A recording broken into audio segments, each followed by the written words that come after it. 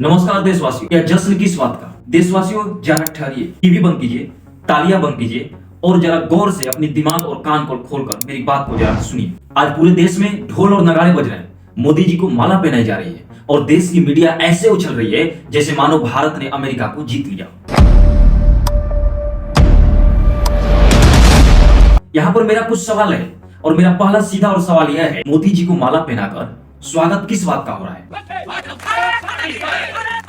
क्या भारत और अमेरिका के बीच कोई हस्ताक्षरित या लिखित कोई ट्रेड डील हुई है? उत्तर है नहीं। तो फिर यह माला क्यों, यह जश्न क्यों और ये विजय घोष क्यों? क्या भारत की अब ये स्थिति आ चुकी है कि मात्र एक घोषणा पर प्रधानमंत्री जी को जीत का ताज पहना दिया जाता है, उनके गले में माला पहना दिया जाता है? देशवासियों जरा गौर से सुनिएगा और समझिएगा, बात यहाँ माला और हार की नहीं, एक देशवासियों से छुपाई गई कई तरह की बातों की। देशवासियों यहाँ पर दूसरा सबसे बड़ा झूठ समझिए। यहाँ पर आपको बताया गया कि अमेरिका झुक गया। अमेरिका ने 50% टैरिफ से घटाकर 18% टैरिफ कर दिया। भारत में भारतीयों के बीच अफवाह फैला दिया गया कि अमेरिका ने 50% टैरिफ भारत के ऊपर लगा दिया। वो 50% टैरिफ दरअसल कई अन्य कारणों से आकर जुड़े थे।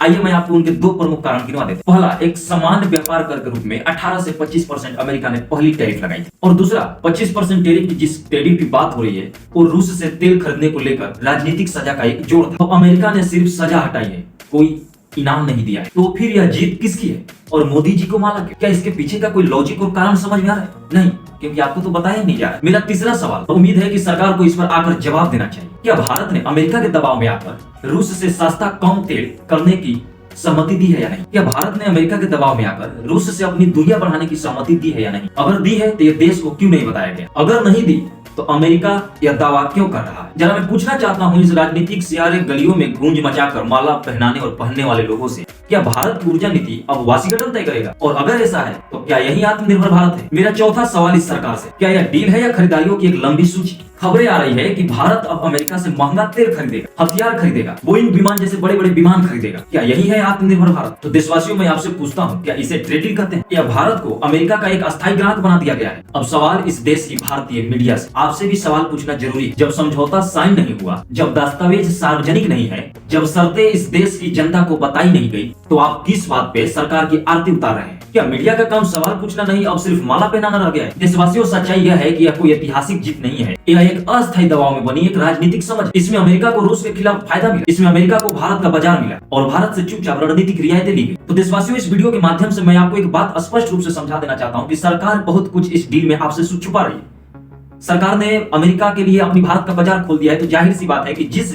कृषि और दूध को लेकर बीते कुछ दिन पहले अमेरिका से झगड़ा चल रहा था, वो अब खुल चुके हैं। इसमें मीडिया तथा कुछ ऐसे नेता राजनेता गणाएंगे और आपको कुछ न कुछ तथ्य देकर छोटी सी छोटी बातें और ऐसी बातें बताएंगे कि जैसे ऐसे लगेगा कि हमने तो बहुत थोड़ा खोला है।